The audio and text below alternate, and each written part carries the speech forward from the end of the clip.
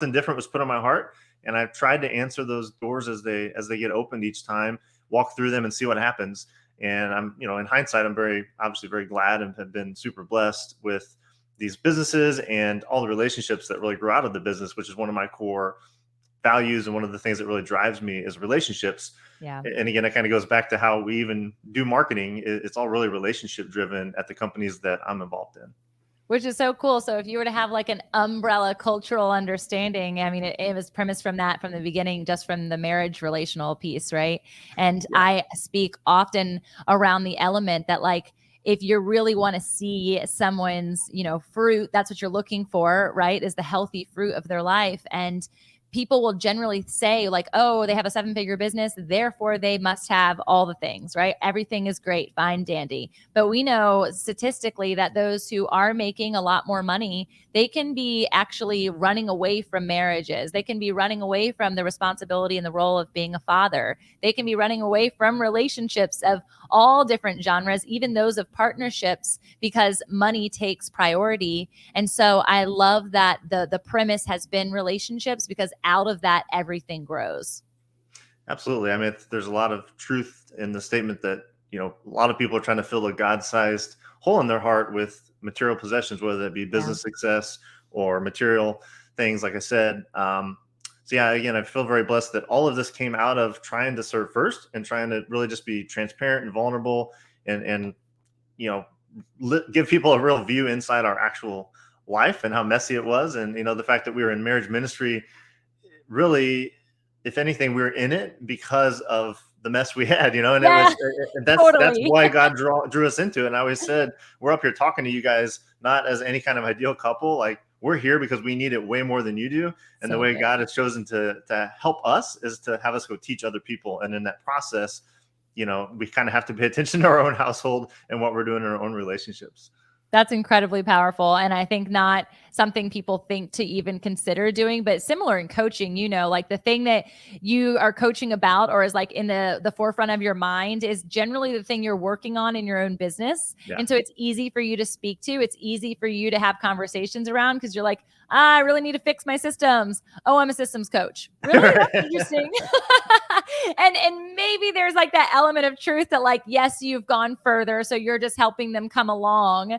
I think it's Brendon Burchard who speaks about you only have to be like 10% ahead of the person behind you that you're training, or if you're looking at it from a book's perspective, just a chapter ahead, and they need that chapter. And it's good because we're not as far removed from that thing, and therefore we really can speak directly into it. But I love when I was reading through your site and seeing everything that you've developed, one, that you've actually done the thing that you're speaking to, which is very important. It's not just something you've read through osmosis and received, right? And I think that there's power to that education as well. But it wasn't until I started and stopped 10 businesses that I was able to ever raise my hand confidently and say, I think I should be a business coach.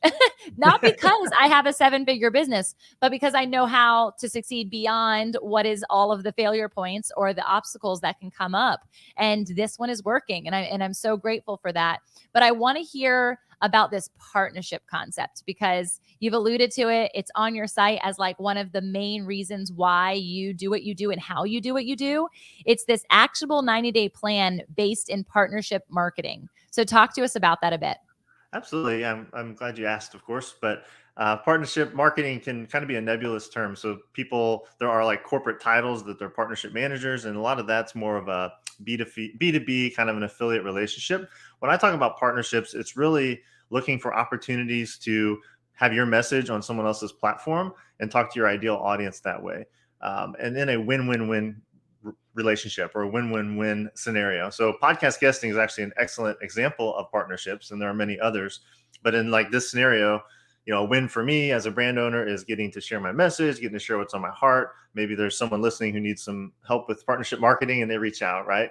A win for your audience is hopefully they learn something from this episode. They get some actionable advice. They maybe get inspired by a story or they find something that they can relate to. And of course, a win for you as you have good guests and they have fresh content, it grows your platform and it grows your downloads. So just looking for that win-win-win is kind of prerequisite number one.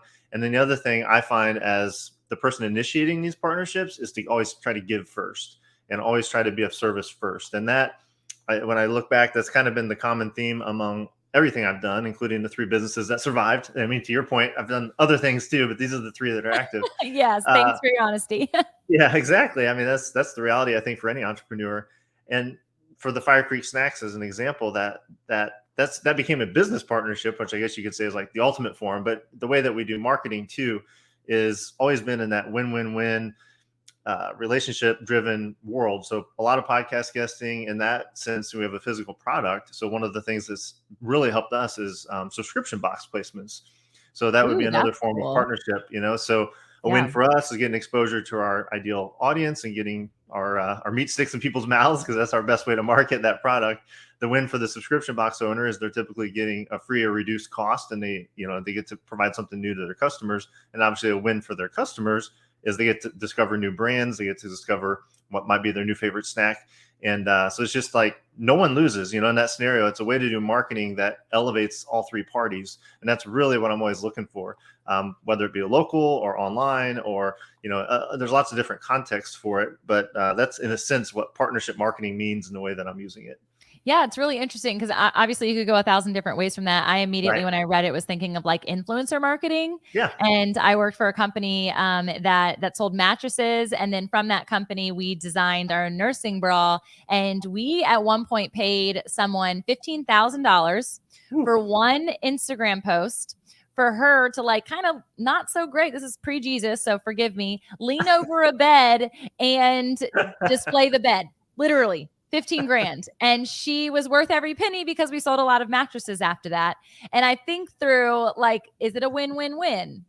Yep, probably, but not maybe so ethically. And so I was really excited to hear you talk about subscription boxes, because I know that some people land those really well. They work awesome. And especially with the size of what it is that you're giving. And y'all, if you're not familiar with meat sticks, that might sound disgusting, but as a health nut, we have plenty of them floating around our house. So I'm excited to try Fire Creek sticks here soon, and all the different flavors that you guys have. But it's a healthy, organic, natural way to have it, whether it's dehydrated. Is it dehydrated? It's not actually dehydrated. Think of it more like a smoked, like an old-fashioned smoked sausage, sort of Okay. the way it's prepared. So it's a smoked product, not Okay. really So dehydrated. But yeah, so it's like a healthy Slim Jim is what most people would kind of yes, there we call a spade go. a spade. But Everyone yeah, loves a no Slim Jim. artificial ingredients, no allergens. So it's a much different breed than some of those old school kind of gas station snacks that people think of. Yeah, but great. Like we really love them for taking them out on the boat, and then also to put in the kids' lunch boxes, because then I Yeah. don't have to worry about like we like lunch meat and all that junk. So definitely have to get our hands on that. So I want to hear like from the development of somebody coming to you and working alongside you. Are they coming to you because they have products? Are they coming to you because they love the idea of partnership marketing? Like what's their interest in coming to you specifically? Yeah, most people that come to me are looking for marketing help. Usually marketing strategy. I'm feeling stuck. We've plateaued. We're, the channel that we're using is not working anymore, or, it's just those sort of issues that come up. So, and my whole goal is to simplify things. That's why it's called Simple Success Coaching. So kind of help them unpack things and put it back together in a simpler way, and something that they feel ownership in and they can take action on. So when I first started doing coaching and really getting into this world, and as you mentioned, like kind of front and center on my side, it's like I'm not someone who learned from a coach how to do coaching, so I could sell coaching. Like I've formed these businesses, Yes. and like that's Yes. really, so I'm always trying to use real world examples and case studies and giving people kind of shortcuts based on myself and previous client work. But as I started doing that, when you're a hammer, everything looks like a nail, right? So I was out doing the Fire Creek snacks marketing, a lot of podcast guesting, subscription boxes, and other partnerships. So as I started doing these 90-day plans with people, inevitably they became some sort of partnership marketing plan, because that's just kind of where my brain goes. And it's really attractive to people as a business owner, because most of these are free. I mean, to your point, there are things like affiliate deals, influencer marketing deals where you can pay to play. And there's absolutely nothing wrong with that. But we're typically able to find strategies for a specific business that don't cost anything other than the entrepreneur's time and creativity. And that's really why people would come to me typically, because they're stuck. They need some strategic help. They may not realize it's a marketing problem, but a lot of times we can fix a lot of issues with better marketing and with just more efficiency in the way that they're tackling their day-to-day operations too.